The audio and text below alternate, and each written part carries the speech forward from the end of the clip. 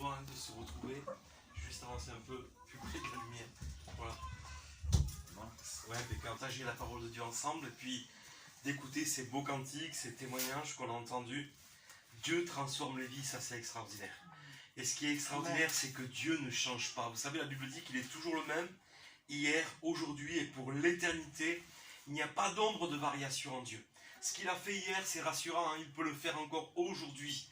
Mais malheureusement, il y a des situations, vous savez, on prend toujours dans le sens positif. Dans le sens où on dit ce qu'il a fait hier, il pourra certainement le faire aujourd'hui. Mais ce qu'il n'a pas pu faire hier, ça sous-entendrait que peut-être Dieu, il y aurait des impossibilités en Dieu. Eh bien, ce qu'il n'a pas pu faire hier, il ne pourra pas le faire aujourd'hui. Alors, quelles impossibilités peut-on trouver en Dieu?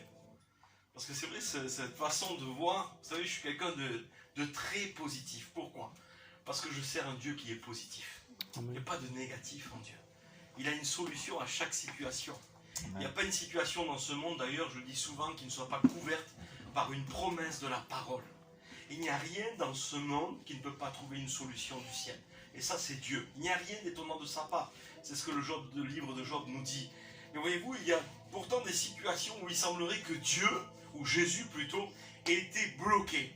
Dans le sens où il n'a pu rien faire. Vous savez, à Nazareth, la Bible dit qu'il a fait pratiquement aucun miracle. Alors que dans cet endroit-là, il a grandi. D'ailleurs, c'est vraiment le nom qu'on lui donne par attachement. On dit toujours Jésus de Nazareth. Il est né à Bethléem, mais on sait, il a grandi à Nazareth. Et les gens l'ont vu, l'ont côtoyé, ont avancé, ont grandi avec lui, et ils sont presque habitués à lui. Au point qu'on peut s'habituer à des formes, vous savez, à des réunions, tout ça, sans s'attendre véritablement à vivre quelque chose de différent, de nouveau. Vous savez, c'est comme eux, ils ont vu Jésus, ils ont grandi avec Jésus, mais malheureusement, la Bible dit qu'il n'a pu faire aucun miracle. Pour quelle raison? À cause de leur incrédulité, c'est qu'ils s'étaient tellement habitués à lui, c'est qu'ils ne s'attendaient pas à lui. Moi, je vois, il y a des personnes, vous savez, il y a quelques années que je suis dans le ministère aujourd'hui, et je connais des gens qui fréquentent des assemblées, ils sont fidèles. Et ça, on ne peut pas leur enlever. On les voit assidus à chaque réunion.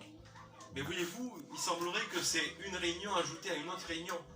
Et véritablement, ils ne s'attendent pas à vivre quelque chose de différent. Je ne voudrais pas que ce soit une réunion de plus ce soir. Dieu seul le sait, je ne voudrais pas ça parce qu'il n'y a aucun intérêt de faire une réunion en plus. Ce qu'on veut ce soir, c'est qu'il y ait vraiment une action du ciel. Vous savez, dans le psaume 103, il y a cette parole que j'aime beaucoup. C'est dans le psaume 118, pardon. Il dit, c'est ici, ça c'est magnifique, et on pourrait dire, c'est aujourd'hui cette parole. C'est ici la journée que l'Éternel a faite. C'est le psaume 118 au verset 24. Est-ce que vous le croyez que cette journée, c'est vraiment une journée que l'Éternel a faite? Et il dit, c'est ici la journée que l'Éternel a faite. À cause d'elle, soyons dans l'allégresse et dans la joie. Et le texte, il continue, le psalmiste, il dit, Éternel, accorde le salut. Vous savez, le mot salut, c'est pas juste une question de ciel, c'est juste, ça veut dire aussi, c'est le même mot que le mot secours. Il y a des situations dans la vie où on a besoin d'un secours de Dieu. Éternel, accorde le salut. Éternel, donne le succès. Et c'est exactement ce que Dieu veut, en vérité. Vous savez, il n'y a pas, on dit c'est aujourd'hui, c'est demain. Non, je dis que chaque jour peut être un jour favorable à partir du moment où on s'attend au Seigneur. Voyez-vous, chaque occasion peut être une occasion extraordinaire à ne pas manquer. Dans la Bible, moi je vois qu'il y a des situations que des hommes n'ont pas manquées. Vous savez, vous connaissez cette histoire de Bartimée qui est au bord du chemin. Et puis il entend comme un défilé. Aujourd'hui, ça tombe bien, c'est le 14 juillet. Il y a eu des défilés un peu partout, à Paris certainement aussi surtout. Et là, il y avait un défilé de personnes. Jésus est en tête, il y a toute une foule qui le suit parce que les gens reconnaissaient les miracles, les prodiges qui se faisaient de ses mains. Et puis, il faisait tellement du bien partout où il passait. La Bible dit que sa renommée le précédait de ville en ville. Il n'était pas arrivé dans un endroit que déjà les gens l'attendaient. Pourquoi? Parce que quand on l'écoutait parler, il était différent de tous les hommes religieux de l'époque. On disait, il ne parle pas de la même manière. Il disait, il enseigne avec autorité. Quelle autorité? C'est qu'il avait une autorité sur le problème. Il avait une solution pour chaque problème. C'est ça l'autorité. L'autorité, ça ne consiste pas dans des cris, vous savez. On n'a pas besoin d'hurler, on peut parler calmement, mais on peut parler avec de l'autorité par rapport au problème. On peut apporter une solution au problème. Et Jésus, il enseignait avec autorité. D'ailleurs, ceux qui l'avaient écouté autrefois, même les pharisiens qui dérangeaient et qui disait on ne peut pas le reprendre sur la base de ses miracles. Alors on va essayer de lui tendre un piège par rapport à ses paroles. Ils ont envoyé comme des émissaires, des personnes pour l'écouter, pour l'épier, pour le prendre à défaut par rapport à ce qu'il disait. Mais quand ils l'ont entendu, ils ont dit jamais homme n'a parlé comme cet homme. Vous vous rendez compte un peu? Eux-mêmes, ils ont été confondus. Parce que les paroles, c'était des paroles de consolation, des paroles de restauration. Chaque parole apportait de l'espérance dans le cœur de ceux qui la recevaient. Et je vais vous dire qu'il n'a pas changé. Cette parole, elle est là comme un héritage que Dieu nous a laissé. Et elle est toujours aussi efficace, toujours aussi puissante. Je pense à cette parole un jour que Dieu a dit à Reinhard Bonnke. Il a dit ça, il a dit ma parole dans ma bouche est aussi puissante que ma parole dans ta bouche, lorsque tu la prêcheras. Et il a compris que la parole était puissante. Et c'est ce qui me donne cette conviction ce soir et cette assurance de vous l'annoncer, parce que je sais que cette parole, elle peut bouleverser nos vies, elle peut nous transformer, elle peut nous changer complètement, mais elle aussi, elle peut apporter des solutions du ciel. Et ça, c'est extraordinaire. Et alors qu'il y a ce défilé, je reviens un peu sur l'histoire, il y a Bartimée qui est sur le bord du chemin, c'est un mendiant aveugle, et il entend tout ce bruit, il est aveugle. Autrement dit, c'est pas, vous voyez, c'est pas forcément avec ces yeux-là qu'il faut le voir, mais c'est vraiment avec les yeux du cœur. En fait, c'est le seul aveugle qui est là, mais c'est le seul qui le reconnaît véritablement pour qui il est. Et il l'appelle fils de David à un moment donné. Il sait que Jésus est là, celui qui accomplissait des miracles et tout. Et il a commencé à crier une première fois. Il a crié de toutes ses forces, au point que les gens lui ont dit, mais calme-toi, ne crie pas, tu es en train de mettre le trouble. Et c'est même ces gens qui disaient ça, c'était même les disciples qui étaient à côté de Jésus. Mais voyez-vous, des fois même les gens ne vous comprendront pas comme Jésus va vous comprendre. Jésus, lui, ça ne le dérangeait pas, ce cri, bien au contraire. Ça a interpellé son cœur. Vous savez d'ailleurs un texte qui dit que quand le malheureux crie, l'Éternel est celui qui l'entend et qui le délivre de toutes ses détresses. Il ne fait pas que nous entendre, il nous délivre aussi de nos difficultés. Et il a entendu, et ce Seigneur, ce Jésus merveilleux qui a entendu le cri de Bartimée, et pourtant c'était ses disciples qui avaient première fois, dans un premier temps, tenté de le faire taire, de le calmer à Bartimée. Il les renvoie vers Bartimée. C'est un peu comme s'il nous confond Jésus complètement. Ces mêmes personnes, je pense que même les disciples, là, ils ont reçu une leçon de la part de Jésus à ce moment même. Il retourne vers Bartimée et il dit, ne t'inquiète pas, hein, il t'appelle. Mais là, ça a été vraiment... Mais il n'a pas crié une seule fois pour que les disciples le fassent taire. Il a crié une fois, fils de David, aie pitié de moi. Puis il a crié une seconde fois, et puis...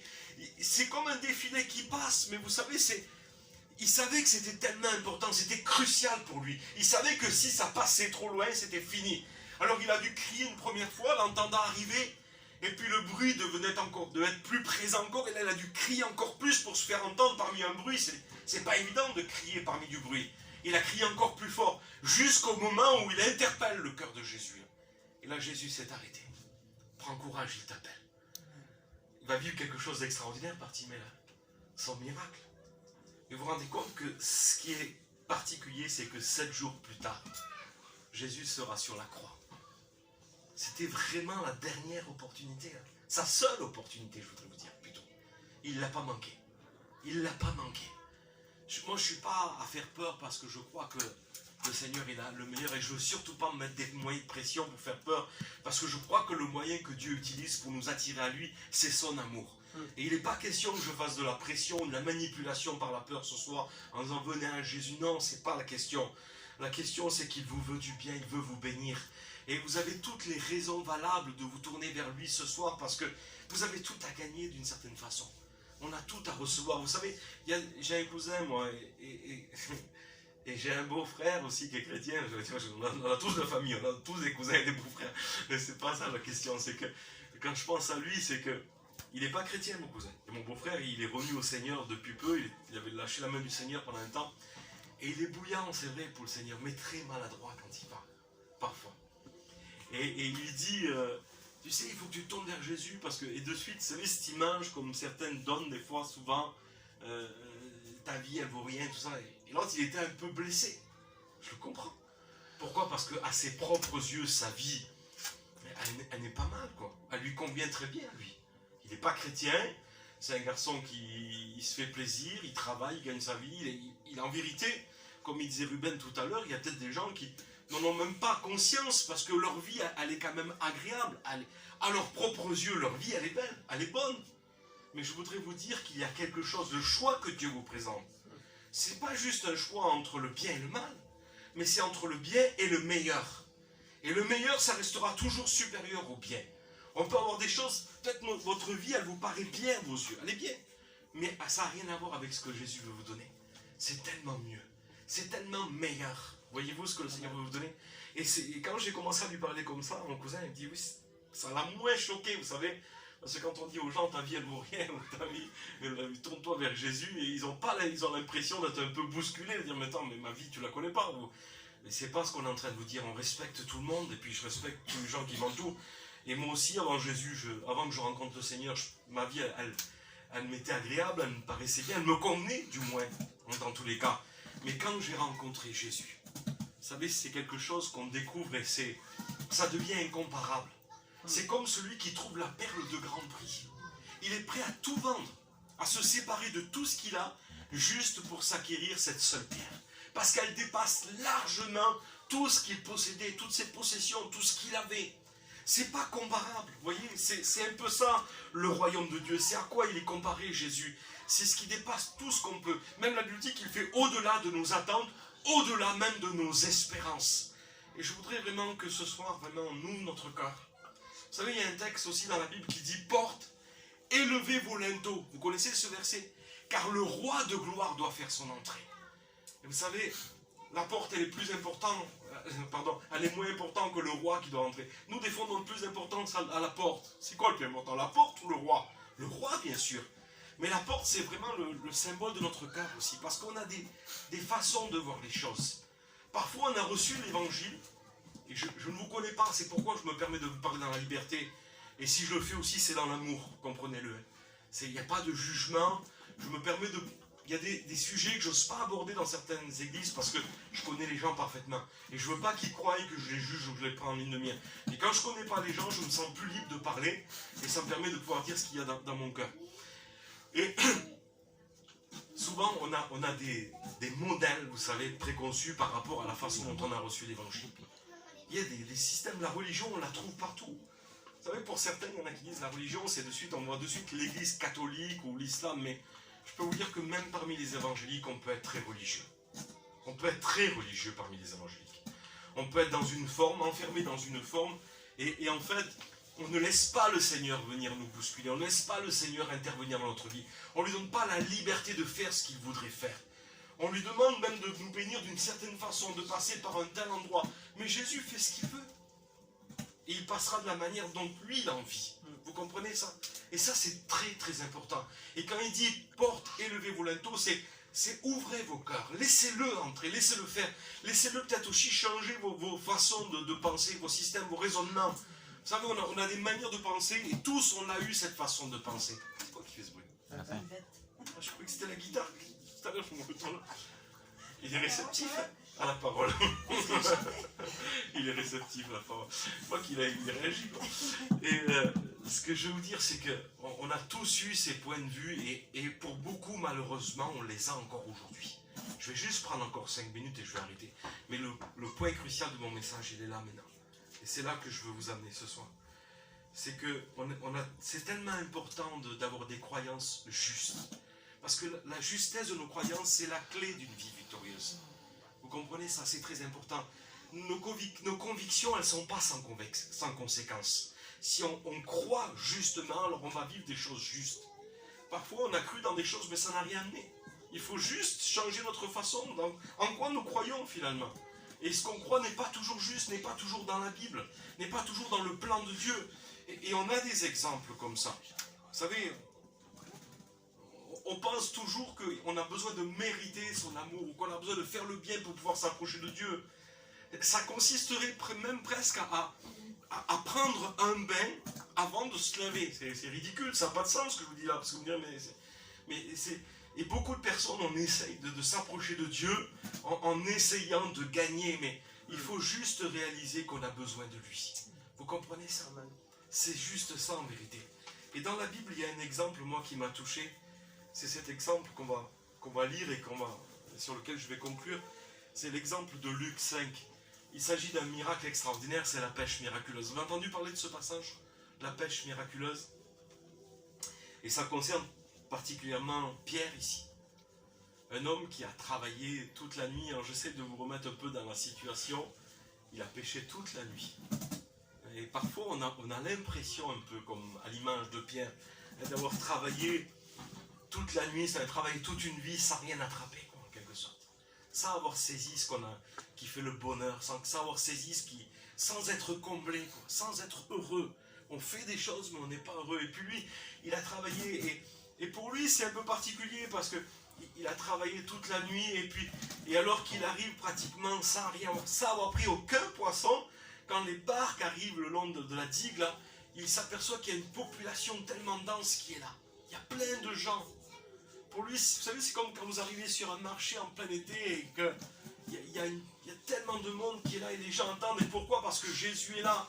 Et lui, c'était un peu son gagne-pain. Pierre, comprenez-le, il arrivait de la nuit de pêche, et là, dès qu'ils arrivaient, ils vendaient leurs poissons au bord, comme vous le voyez là un peu ici, au bord de mer, quoi.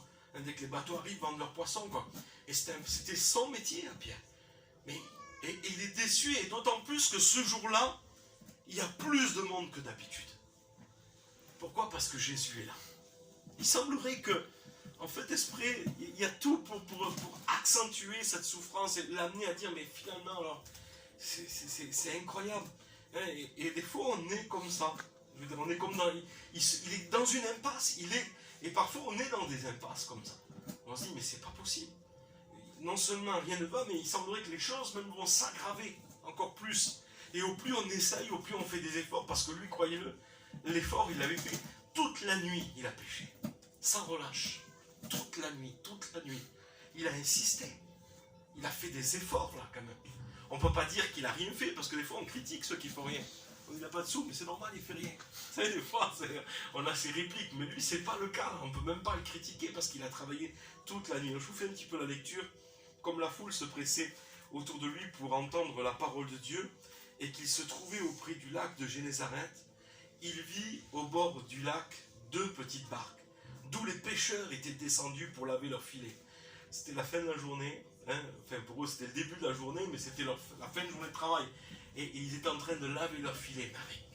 Avec quel découragement, j'imagine un peu. On a pêché toute la nuit, on n'a pas pris un seul poisson, mais les filets ils sont sales, ils sont obligés de les nettoyer. C'est encore du travail qui ne va rien rapporter, tout ça. Il monta dans l'une de ces 2 barques, qui était à Simon, donc c'est Pierre, et lui demanda de l'éloigner un peu de terre. Puis il s'assit de la barque, et de la barque il enseignait les foules. Et lorsqu'il eut cessé de parler, il dit à Simon, avance en eau profonde et jette ton filet pour pêcher. J'imagine un peu Pierre. Il est là, il a travaillé toute la nuit, il est découragé, et puis quand il arrive, il voit tout ce monde, et il dit, finalement, j'ai absolument rien à leur vendre. Et puis là, il voit qu'au milieu de cette foule, il y a un homme, mais il est différent des autres. Il est comme attiré lorsqu'il le voit. Il ne le voit pas de la même façon, il a un regard qui est complètement différent. Et puis il commence à l'entendre parler, et puis il me semble être à la place de Pierre dans ce passage-là, et puis il obéit sans trop comprendre à tout ce que Jésus lui demande. Jésus va monter dans sa barque, Jésus lui demande de détacher la barque de la rive, de reculer un peu la barque, parce que l'idée de Jésus c'était de pouvoir enseigner toute la foule, et puis il a commencé à parler, et puis lui, il était là, toujours focalisé dans ses problèmes. Il devait penser certainement à cette nuit de travail infructueuse. Il devait penser peut-être à ses dettes, je ne sais pas. Vous savez, quand on a une entreprise et qu'on ne rentre pas un centime, c'est assez compliqué, quoi. Et c'était un peu comme ça, parce que c'est son gagne-pain quand même, à Pierre. Il pense à ça, et puis c'est beau les paroles, mais j'imagine moi qu'il devait se dire, mais moi dans tout ça, et, vous savez, des fois on est comme ça. On s'imagine, c'est bien Jésus, c'est bien les réunions, mais est-ce que vraiment Dieu a égard à ma situation? Et pendant un instant, je suis sûr que ça lui a traversé l'esprit à Pierre, même si ce n'est pas marqué. Vous savez, à un moment donné, on est tous comme ça, on est focalisés sur nous-mêmes. Vous avez remarqué que quand on passe un problème, on a l'impression d'être les pires des personnes, ou les personnes qui ont le plus grand des problèmes. On ne regarde même plus les problèmes des autres, parce qu'on est concentré sur nous-mêmes. Souvent, c'est comme ça. On n'arrive même pas à voir autour de nous, parce qu'on est focalisé sur le problème, On ne voit que ça. Et on pense qu'à ça, des fois. Ça vous est jamais arrivé de vous lever avec de l'inquiétude, avec un problème, et toute la journée, ça vous suit, et même parfois, même le soir, dans votre sommeil, vous y pensez encore, comme si vous avez été traqué par le problème. Ça arrive, ça, des moments comme ça, où ça nous coupe le sommeil. Mais ce qui est extraordinaire, c'est que tout en parlant, Jésus va faire quelque chose. Il va lui dire, avance en eau profonde et jette le filet pour pêcher. Et Simon lui répondit, maître, nous avons travaillé toute la nuit sans rien prendre. Mais voyez-vous, il semblerait qu'il ne peut pas aller contre ce que Jésus lui dit. Parce qu'il sent qu'il y a quelque chose de différent. Amen. Il y a des gens comme ça, en vérité, je le vois aussi.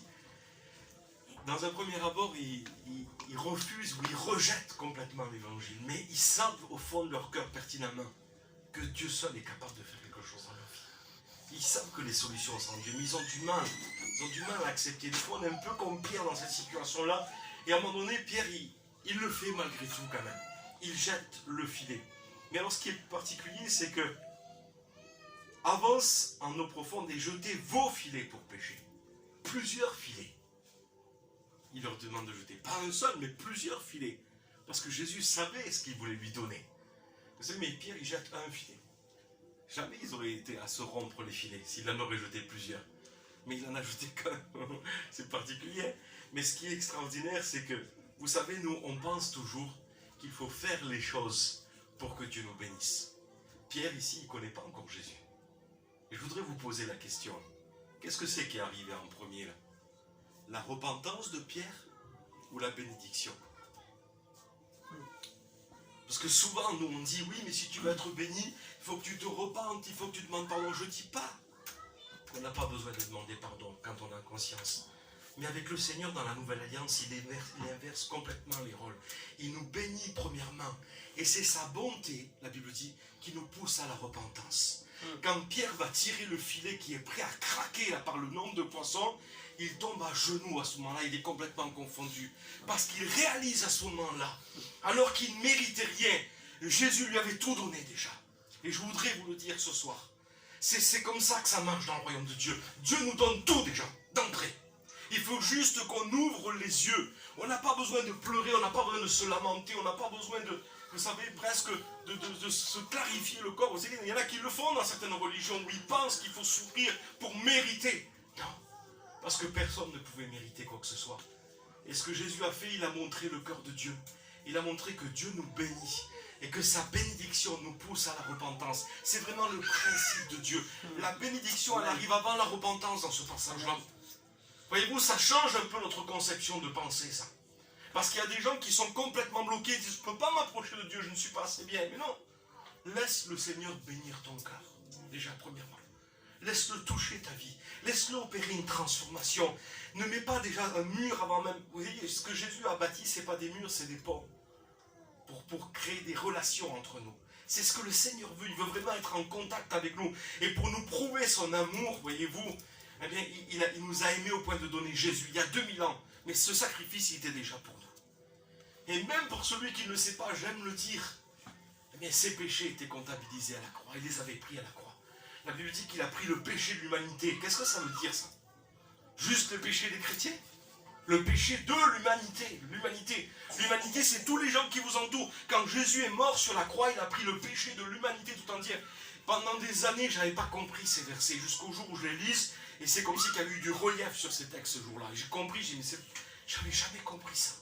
L'amour qu'il y avait en Dieu. Il a pris le plus gros de tous les problèmes, le péché, il l'a pris sur lui, pour qu'on puisse s'approcher librement aujourd'hui, en croyant en lui. Et qu'on reçoive de lui le pardon. À partir du moment où on croit en lui, on reçoit de lui cette vie, ce pardon, cette transformation de vie. Juste croire, mais il a déjà tout fait. Donc je voudrais ce soir que vraiment ces fausses pensées, ces fausses croyances, parce qu'on en est toujours là malheureusement, on pense qu'on a déçu Dieu, on pense que Dieu est en colère contre nous, à cause de nos erreurs, à cause de nos échecs, à cause même de nos péchés. Non, quand on relit le psaume 103, et j'arrête là, je vous prie de le croire, je lis juste un dernier verset. Quelle idée. Je veux pas être long, je veux juste vous laisser cette note-là. Mais quand on lit le psaume 103, c'est David qui dit ces paroles. Et il a inspiré David. Parce que ça, c'est avant la croix. Mais David, il parle déjà du cœur de Dieu. Il révèle le cœur de Dieu. Et il dit quelque chose ici au verset 8. L'Éternel est compatissant. Et il fait grâce. Il est lent à la colère, il est riche en sa bienveillance. Il ne conteste pas sans cesse. Il ne garde pas sa colère à toujours. Et écoutez le verset 10. Il ne nous traite pas selon nos péchés. Il est clair ce verset quand même, c'est pas moi qui le dis. Il ne nous traite pas selon nos péchés et nous rétribue pas selon nos fautes. Nous on pense que Dieu agit en rapport à nos fautes et en rapport à nos péchés. Tu n'en as pas fait beaucoup, on peut te donner un peu. Tu en as fait beaucoup, on ne te donne rien. Et Dieu te châtie à cause... Non, c'est pas la façon. Il agit par grâce avec nous, le Seigneur. C'est pour ça qu'on a toutes les raisons de s'attacher à Jésus. Moi, je comprends, Pierre, il tombe à genoux, là, juste un peu plus bas. Hein, donc, il va faire signe à ses compagnons parce que les filets sont en train de craquer tellement la pêche est abondante. Voyez-vous, c'est la meilleure des pêches qu'il ait fait dans sa vie. C'est la pêche miraculeuse. Sa vie, elle est complètement à un coup, là. Je ne sais pas, mais il va peut-être recevoir le salaire d'une année, peut-être voire plus, je ne sais pas. Et quand il vit cela, Simon-Pierre tomba à genoux, aux genoux de Jésus, et dit, Seigneur, éloigne-toi de moi parce que je suis un homme pécheur. C'est à ce moment-là qu'il le réalise simplement, lui. Mais voyez-vous, c'est juste ça, il a compris qu'il ne méritait rien, quoi. Mais que c'était tout par grâce. Et ça, et j'aime la parole de Jésus. Sois sans crainte. Désormais, tu seras pécheur d'hommes. C'est juste ça le message de Jésus. Je voudrais ce soir que vous puissiez vous approcher en toute liberté de Jésus. Et que vous puissiez croire dans son amour. Il ne s'agit pas, vous savez, ce texte-là, tu aimeras le Dieu de toute ta force, de toute ton âme, de toute ta pensée. Ça, c'est la loi qui disait ça. On le retrouve dans Deutéronome. Et bien sûr qu'en accomplissant ce verset, il dit, en aimant Dieu de cette façon-là et en aimant notre prochain comme nous-mêmes, on accomplit toute la loi. Mais vous connaissez beaucoup de personnes, dites-le moi honnêtement. Est-ce que vous connaissez des gens, vous, qui aiment Dieu de toute leur force, de toute leur âme, de toute leur pensée? Vous en connaissez beaucoup des gens comme ça? Moi, j'en connais pas. Parce qu'à un moment donné, c'est pas évident. Mais là encore, Jésus, il nous a montré que c'était encore presque impossible par nous-mêmes. J'ai mis une petite note là sur ça qui m'avait... La question, c'est pas est-ce que j'aime vraiment Jésus, c'est est-ce que je réalise à quel point Dieu m'aime et est-ce que je le crois? C'est là la vraie question. Est-ce que je le réalise, est-ce que je le crois? Vous savez, quand on réalise qu'on est aimé de Dieu, quand on commence à croire dans son amour, déjà ça commence à dissiper les peurs de nos cœurs, les craintes. Et même s'il y a des problèmes dans notre vie, on sait que Dieu est au contrôle, que Dieu est au-dessus du problème. Quand on se sent aimé de Dieu, je le dis souvent ça, imaginez que vous avez des problèmes dans vos papiers ou dans l'administration, je ne sais pas, je prends un exemple tout simple, voilà, mais vous connaissez le directeur de l'endroit où vous devez aller, et vous savez qu'en rien de temps, il va tout régler, il va mettre à plat tous vos papiers, tous vos dettes vont être effacées, parce que c'est lui qui va mettre de l'ordre dans... Mais c'est pas rien de connaître Dieu. Et vous savez que cette personne, en plus, elle vous aime. Elle a toutes les possibilités, et non seulement en plus, elle peut tout, mais elle vous aime, donc elle va le faire forcément. On veut juste croire dans son amour. Ne vous laissez plus tromper par l'ennemi, qui vous fait croire que vous ne méritez pas cet amour. L'amour, c'est pas quelque chose qui se mérite. Dieu nous l'a donné gratuitement. Il est inconditionnel, la Bible dit, cet amour-là. Et si je dis ça, c'était juste pour faire tomber une barrière ce soir, parce que je réalise que toutes ces fausses croyances, ces faux raisonnements mettent des murs entre nous et Dieu. Vous savez, il y a des gens qui disent aussi, qui citent ce texte de Isaïe 59, et pendant longtemps dans le passé, je les ai crus, je les ai cités comme s'ils étaient pertinents. Mais c'est des versets aujourd'hui qui ne correspondent plus du tout dans le temps où nous vivons. Ils ont eu leur temps, mais on n'est plus dans la même alliance aujourd'hui. Vous savez ce texte qui dit non, la main de l'Éternel n'est pas trop courte pour vous bénir, ni son oreille trop dure pour vous entendre. Vous avez entendu ce verset de Isaïe 59? Il dit cependant, le texte il continue, ce sont vos péchés, ce sont vos crimes qui mettent une séparation entre Dieu et les hommes. Eh bien, je voudrais vous dire que dans la nouvelle alliance, ça n'a plus rien à voir. Amen. Ce verset, il a été complètement rendu caduc. Pourquoi? Parce que le voile qui existait dans le temple et qui séparait le lieu saint et le lieu très saint a été déchiré de haut en bas. C'est comme si que Dieu avait déchiré le mur de la séparation et il a mis à la place un pont pour nous rencontrer. Vous vous rendez compte un peu? Il a pris ce péché qui mettait une barrière, c'est vrai, mais ce péché, il l'a pris sur son corps. Pour qu'aujourd'hui on puisse s'approcher, pour qu'il puisse nous écouter, pour qu'il puisse agir dans notre vie. Et tout ça, non pas sur la base de nos mérites, ça ne va pas nous rendre orgueilleux. Si la loi pouvait amener de l'orgueil dans notre cœur, ce n'est pas la grâce. Parce que la grâce, elle attribue tout à Jésus. Vous savez, le projecteur, ce soir, je le dis souvent, moi, je le mets souvent sur le Christ, sur Jésus, et pas sur la personne. Il y en a qui disent, oui, mais le message, les gens, ils ne se remettent pas, mais Il n'y a pas un message plus puissant que le message de Jésus. Parce qu'il nous montre ce qu'il a fait, ça nous libère. Et là, le diable ne nous trompe plus, on peut s'approcher, on peut demander à Dieu. Vous comprenez? Et au plus vous attachez à Dieu, au plus votre vie, elle change. Vous savez, il n'a pas eu besoin de lui dire à Pierre, Pierre, tu es un pécheur. Tu as péché. Et je ne parle pas de pécher les poissons, hein. Je parle de péché dans le sens de pratiquer le péché. Il n'a pas eu besoin de lui dire à ce moment-là. Mais lui-même, quand il a vu la bénédiction dans sa vie, il a reconnu. C'est ça qui pousse les hommes à la repentance. L'amour que Dieu a, l'amour nous confond. Il n'y a pas plus fort que l'amour. Alors on va laisser simplement cet amour ce soir toucher nos cœurs. Approchez-vous avec assurance ce soir. Croyez que vous êtes aimé de Dieu. Et faites-lui confiance pour votre vie. Faites-lui confiance. Vous avez le droit de vous approcher de lui avec assurance. Et vous avez le droit de vous attendre à lui pleinement. Il est sûr. Et quand on a confiance dans quelqu'un, quand on est sûr d'une personne, on sait qu'il ne pourra pas défaillir. On sait qu'il ne pourra pas nous tromper. On en a assez de nous laisser tromper par l'ennemi en disant, oui, mais regarde, j'ai pas pu aller à la... Il y a même des gens qui disent, je les écoute parler, cette semaine, tu te rends compte, j'ai pas pu aller à la réunion. Alors, comme si que, à cause de ça, déjà dans leur vie, il y a comme un décalage. Ils le sentent comme un décalage. Mais vous pensez ça? Jésus, il est mort à la croix pour vous. Il a pris vos péchés. Réalisez simplement ça ce soir. Et vivez une vie de victoire chaque jour. Chaque jour, vous pouvez vivre cette vie de vainqueur. Vous pouvez être heureux chaque jour. La Bible dit qu'il y a abondance de joie devant la face de Dieu. Il n'y a pas un jour où je ne suis pas heureux. Ça ne veut pas dire que tout est la perfection autour de moi. Mais chaque jour, je me lève et je réalise que Jésus est avec moi. Je réalise que le fait que je crois en lui, eh bien, ça fait sa joie. Simplement. J'ai confiance en lui. J'ai confiance en Dieu. Je sais que jamais il ne m'abandonnera, jamais il me délaissera. C'est sa parole qui me le dit, ça. Et vous savez, c'est votre façon de vivre. On a vécu comme ça devant nos enfants. On ne leur a jamais dit une seule fois même. Tournez-vous vers Jésus. C'est particulier ça pour les prédicateurs. mais en vérité, notre façon de vivre a été un message. Ils nous ont vu vivre. Ça a marqué. Et tous mes enfants sont chrétiens. Toute ma famille. J'ai pas un de ma famille qui n'est pas chrétien. Et pourtant, j'ai jamais dit, il faut que tu ailles à la réunion. Faut que tu... Non. Simplement, ils nous ont vu vivre. Je peux vous prier de croire. Vivez une vie avec Jésus. Croyez en lui. C'est pas parce que vous ne le voyez pas qu'il n'est pas présent. Ruben l'a dit tout à l'heure, on marche par la foi, non par la vue. Hein, mais il est là, il est dans votre cœur. Et soyez comme Bartimée. Bartimée ne l'a pas vu avec ses yeux-là, mais dans son cœur, il savait que la solution était en lui. Et il ne l'a pas laissé passer. La réunion elle se termine, il est 10h moins 10. Imaginez que Jésus passe dans cette soirée. Il est là, tout près.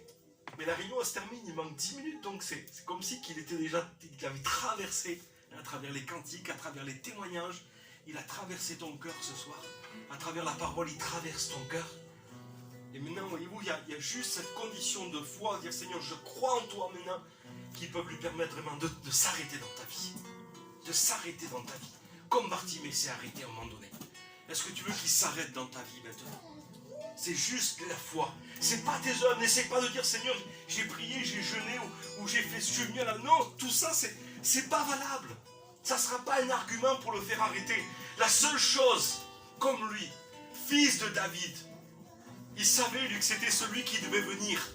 Le Messie, il l'a reconnu comme étant le fils de David, parce que David avait prophétisé que quelqu'un viendrait de la descendance de David, un fils de David allait venir pour sauver l'humanité. Fils de David, aie pitié de moi. Il savait qu'il était pécheur, il savait qu'il était mendiant, il savait qu'il ne méritait rien. C'est juste quelqu'un qui reconnaît qu'il a besoin de Jésus, mais à partir de là, de cette rencontre, sa vie va être métamorphosée, changée radicalement. Il y a des rencontres comme ça qui changent complètement une vie, qui transforment une vie complètement. C'est des rencontres à ne pas manquer, ça. Amen. Alors juste le temps qu'on s'incline un instant, croyez-le, la réunion a se fini. À 10h, on sera tous dehors. Il est moins 5, donc je ne vais pas vous tenir bien longtemps. Mais je crois que les pas du Seigneur sont là ce soir. Et s'il y aurait une personne qui voudrait juste que Jésus s'arrête dans sa vie, pour la plupart, je sais que c'est fait il y a longtemps. Et merci Seigneur.